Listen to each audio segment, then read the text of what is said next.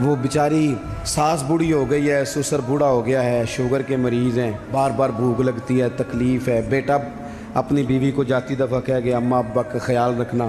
وہ آئی ہے صبح، اس نے آ کے کہا ابا جی ناشتہ لاؤں؟ کا پتر مجھے ابھی بھوک نہیں۔ 2-3 گھنٹے کے بعد اس نے کہا بیٹا، تلخ بولی ہے جی، کہا جی ہے اس نے۔ لفظ جی بھی کبھی سخت ہوتا ہے، لہجہ سخت ہوتا ہے۔ اس نے جی کہا پر سخت کہا۔ پھر جب وہ آئی تو اس نے کہا بھی تو پوچھ کے گئی تھی۔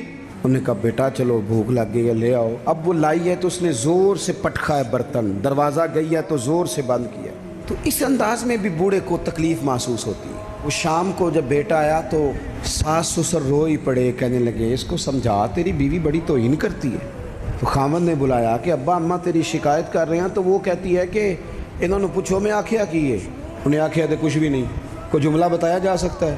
لہجے اتنے سخت ہیں، کچھ انداز اتنے سخت ہیں۔ جب آپ کسی غریب آدمی نے آپ کو جا کے اپنا دکھ سنایا، آپ گھومنے والی کرسی پہ بیٹھے تھے، اس نے کہا چودھری صاحب، سیٹھ صاحب، نواب صاحب ناراض نہ ہونا، پیر صاحب بھی، حضرت صاحب بھی، اللہ ماشاءاللہ، اس نے اپنا دکھ سنایا۔ مجھے کو تھوڑی ضرورت پڑ گئی ہے، میری بیٹی کی شادی ہے، آپ نے کچھ بھی نہیں کہا۔ لیکن جب آپ کرسی گھما کے منہ ادھر کو کر لیا نا آپ نے، اور آپ کوئی اور کام کرنے لگ گئے، اچھا بتاتا ہوں تھوڑی دیر میں، کچھ بھی نہیں کہا آپ نے، مر گیا بیچارہ، ٹوٹ گیا، بکھر گیا۔